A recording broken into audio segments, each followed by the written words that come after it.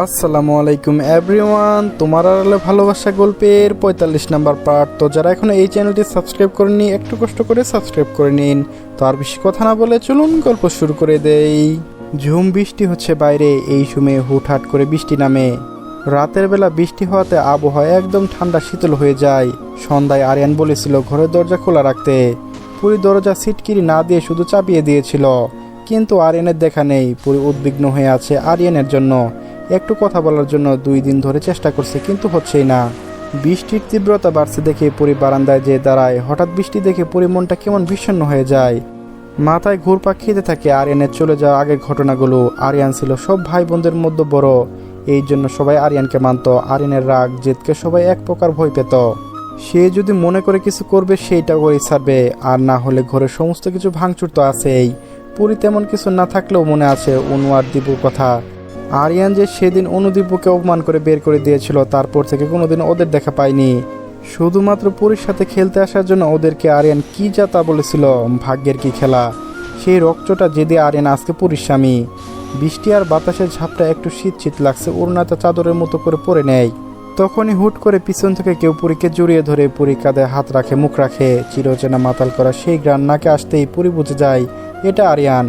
আরিয়ানের উষ্ণতার নিঃশ্বাস পুরী গলায় এসে পড়ছে, তাতে পুরী কেঁপে কেঁপে উঠছে।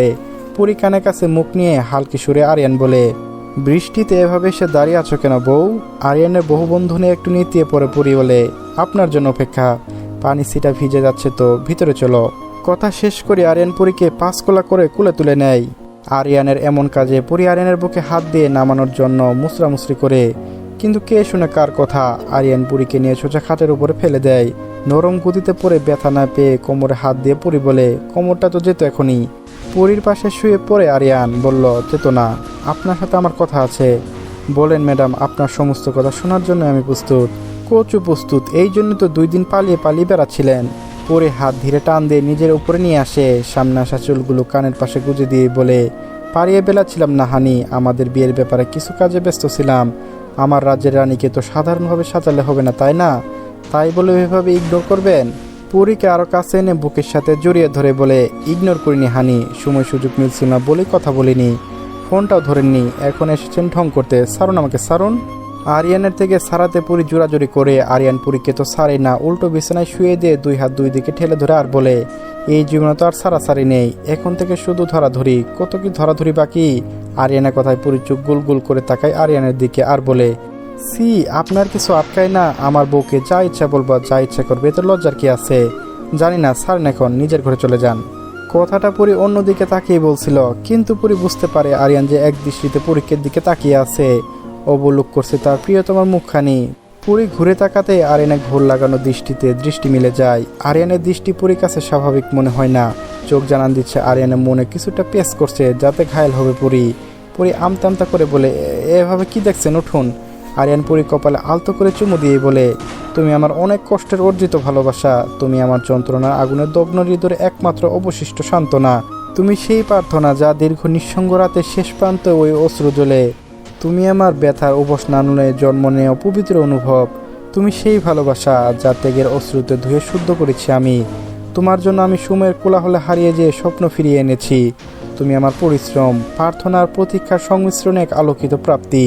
তোমাকে পেতে আমি নিজের সমস্ত অভিমান, অহংকার, সংযতে প্রকৃত সব পর্যন্ত বিসর্জন দিয়েছি। তুমি সেই অর্জন যা রক্তে মাংসের নয়, হৃদয়ের রক্তক্ষরণ যা আত্মার বিনিময়ে পেয়েছি আমি। তুমি আমার দহন সিক্ত দিনগুলো শীতল পরিণতি। তুমি আমার অস্তিত্বের অন্তিম কবিতা, যাকে হারানো মানে নিজেকে বিসর্জন দেওয়া। এক কদমে কথাগুলো বলে আরিয়ান আবার পুরী কপালে চুমু দেয়। আরিয়ানের এমন ভাব সংমিশ্রণের কথা পুরী হতবাক বনে যায়। এত সুন্দরভাবে, এত গভীরভাবে কেউ কাউকে ভালোবাসতে পারে? পুরী ভাবতেই নিজেকে ভাগ্যবতী মনে করে। এই ভালোবাসা কোন অজ্ঞা অবহেলা হতে দেবে না বলে মনে করে ওয়াদা করে। সকাল সকাল তাহসিনে ফোন পেয়ে ঘুম ভাঙে আরিয়ানের। গতকাল রাতে পুরী ঘরে ঘুমিয়েছিল। ফোনের ভাইব্রেশনে পুরী একটু নড়ে চড়ে উঠলেও ঘুম ভাঙেনি। আরিয়ানের বুকের মধ্যে পাখির ছানার মতো জড়সড়ো হয়ে ঘুমিয়েছিল।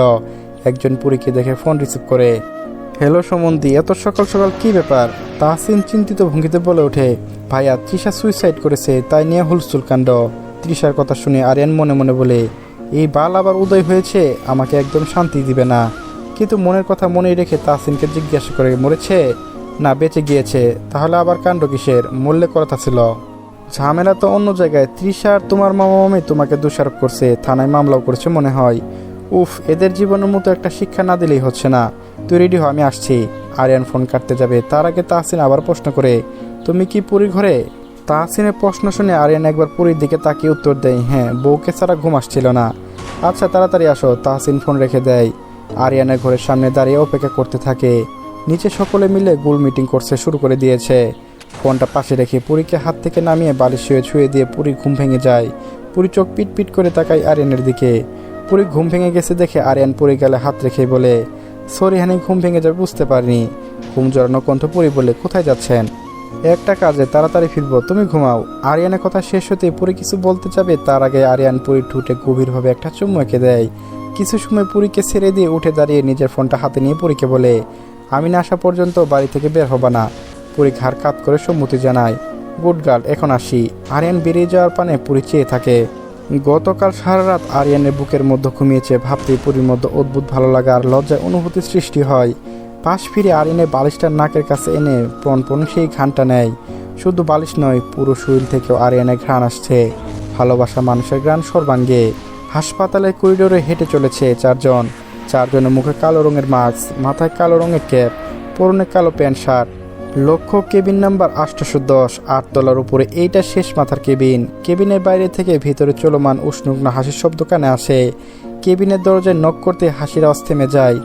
তৃষার বাবা যে দরজা খুলে এরকম করলো মাস্ক পরা চারজনকে দেখে কপাল কুঁচে জিজ্ঞাসা করে, আপনারা কারা? সামনে দাঁড়িয়ে থাকা একজন গম্ভীর সুরে জবাব দেয়, তরজম। কথা বলে এক ধাক্কা দিয়ে কেবিনের ভিতরে ফেলে দেয়। চারজনকে কেবিনে প্রবেশ করে দরজা লক করে দেয়। এভাবে এত বড় লোক দেখে তৃষা আর তার মা একটু ঘাবড়ে যায়। তৃষা তার মায়ের হাত শক্ত করে চেপে ধরে আছে। আতর্কিত আগমনে চোখে মুখে ভয়ের ছাপ স্পষ্ট। ঘরে রাখা সোফায় যে পায়ের উপর পা তুলে বসে আর বলে, কিরে তৃষা, কেমন সুসাইড করলি? যে মরলি না, কোন হাত কেটেছিস দেখি? আরিয়ানের কণ্ঠস্বর চিনতে পেরে তৃষা কলিজা পর্যন্ত শুকিয়ে যায়। এত ভয়ানকভাবে আরিয়ান কথা বলছে, যা দেখে তৃষা বা তৃষার বাবা কেউ কিছু বলতে যাবে সাহস পাচ্ছে না। তৃষাকে চুপ করে বসে থাকতে দেখে আরিয়ান জোর ধমক দিয়ে বলে, কোন হাত কেটেছে দেখ বন্দির বাচ্চা। আরিয়ানের গালি শুনে তৃষা কাঁপা কাঁপা হাত এগিয়ে দেয়, বাম হাতে ব্যান্ডেজ করা। তৃষাকে এভাবে গালি দেওয়া মানে যে তার বাবা মাকে গালি দেওয়া হয়। সেজন্য তৃষা মা রেগে মেগে উঠে আরিয়ানের সামনে দাঁড়িয়ে বলে, বেয়াদব ছেলে, তুই কাকে বন্দির বাচ্চা বলছিস? তুই নিজে কি ফোর্স নষ্ট করার সময় খেয়াল ছিল না? এখন আমার মেয়েকে বাদ দিয়ে ঘরে বসে বিয়ে করবি, সেটা মেনে নেব? পুরীকে উদ্দেশ্য করে দেওয়া গালিটা আরিয়ানের কানে এমনভাবে আঘাত করলো যেন কেউ গরম লাভা তার কানে ঢেলে দিয়েছে। দাঁতে দাঁত চেপে আরিয়ান তার পিট গুজে রাখা পিস্তল বের করে তার কপালে ঠেকিয়ে বলে, কে মা? সে তো দেখতে পাচ্ছি। নিজের মেয়েকে বেশ্যা বানাতে তোর কি নিজেও তো তাই?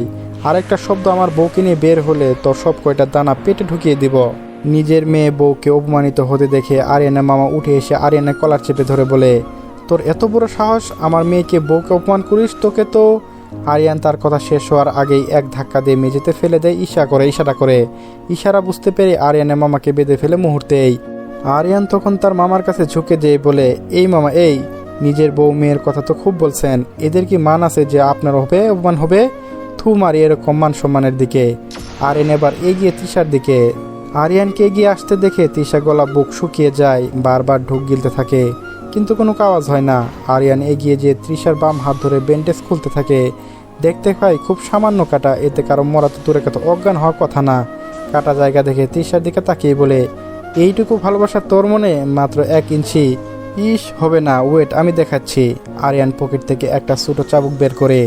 চাকু দেখে তৃষা চোখ বড় বড় করে হয়ে যায়। অনুরোধ করতে থাকে আরিয়ানকে, আরিয়ান ভাই, আমার ভুল হয়েছে, মাফ করে দাও, আর কোনোদিনও এমন করবো না।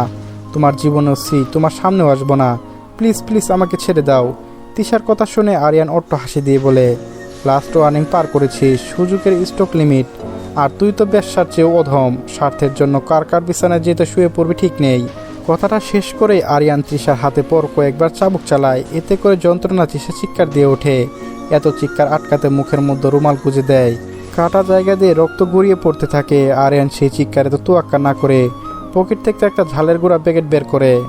ঝালের গুঁড়া দেখে তৃষা চিৎকার দেওয়ার চেষ্টা করে, কিন্তু মুখে রুমাল গুঁজে রাখা আবার এক হাত আরেকজন চেপে ধরে আছে। আরিয়ান ধীরে ধীরে কাটা জায়গায় ঝালের গুঁড়া ছিটাতে থাকে। তৃষার অবস্থা এমন যেন জান এখনই বেরিয়ে যাবে, কিন্তু তৃষার কষ্ট দেখে আরিয়ানের মনে শান্তি লাগছে। ছালের গোড়া ছিটিয়ে দিয়ে ব্যান্ডেজ দিয়ে আবার হাত পেঁচিয়ে দেয়, কিন্তু রক্ত পড়া কমে না, যন্ত্রণায় ছটপট করতে কাতরাতে থাকে।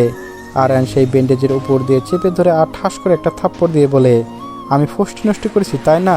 শালি, তোরে তো ওয়ার্নিং দিছিলাম, শুনিসনি?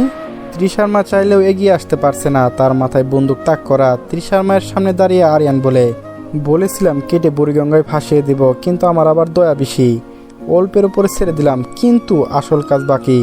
মামলা করেছিস শুনলাম, তা মামলা কি এখনো চালাবি নাকি নিজের থেকে উঠাবি? আর যদি পুলিশ চালাবি তো করতেই পারিস, কিন্তু ভিটে মাটি বেচেও কে জিততে পারবি না। এখন অপশন দুইটা, নাম্বার 1 মামলা ঢিসমিস করবি এখনই, নাম্বার 2 মামলা লড়বি আর ভিটে মাটি চটি হবে। সো এজ ইউরস, 5 সেকেন্ড ভাবতে টাইম দিলাম, টাইম ইজ স্টার্ট নাও। 1 2 3 4, তুলে নেব, মামলা তুলে নেব, তাও আমাদের ছেড়ে দাও, আমরা তোমাদের সাথে কোনো সম্পর্ক রাখবো না, ছেড়ে দাও আমাদের। আরিয়ানের গুণা শেষ হওয়ার আগেই আরিয়ানের মামি তার পায়ের পরে কথাগুলো বলতে থাকে। আরিয়ান বাঁকা হাসি দিয়ে সামনে দাঁড়িয়ে থাকা ইমনকে বলে, বাইরে উসি বসে আছে, ডেকে নিয়ে আয়। আরিয়ানের কথা মতো উসিকে ডেকে এনে সামনাসামনি মামলা তুলে নিল, জানানোর কোনো অভিযোগ নেই। উসি চলে যেতেই আরিয়ান তাদেরকে উদ্দেশ্য করে বলে, এখনকার ঘটনা এই 4 দেয়ালের বাইরে আর কেউ জানলে তোদের 3টা লাশ কেউ পাবে না দাফন করার মতো, রাখিস, মনে রাখিস। আর মেয়েকে বিয়ের ব্যবসা করা ভালো টাকা পাবি, মা মেয়ে দুইজনের যেই চিট। আর কোনোদিনও যদি আমার জীবনে আমাদের জীবনে তোদের 3টার ছায়া দেখেছি তো মনে রাখিস, লাশও পাবে না দাফন করার জন্য, রাস্তার কুকুরকে দিয়ে খাওয়াবো। তৃষার মা মেয়ের কাছে যেয়ে বসে যন্ত্রণায় সে অজ্ঞান হয়ে পড়ে আছে। আরিয়ানের হুমকি ক্রাশ সৃষ্টি করলো। আরিয়ানের হুমকি শুনে তৃষার বাবা মার মুখে চোখে মুখে ভয়ের ছাপ স্পষ্ট। একটু আগে আরিয়ানের অগ্নিমূর্তি দেখে বুঝে গিয়েছে এই ছেলে দ্বারা সবই সম্ভব। চলবে গাইস, যারা এখনো এই চ্যানেলটি সাবস্ক্রাইব করেননি একটু কষ্ট করে সাবস্ক্রাইব করে নিন। আজকে 2টি পার্ট, কালকে 3 থেকে 4টি পার্ট দেবো ইনশাল্লাহ। সবাই চ্যানেলটি সাবস্ক্রাইব করে রাখবেন। ধন্যবাদ সবাইকে।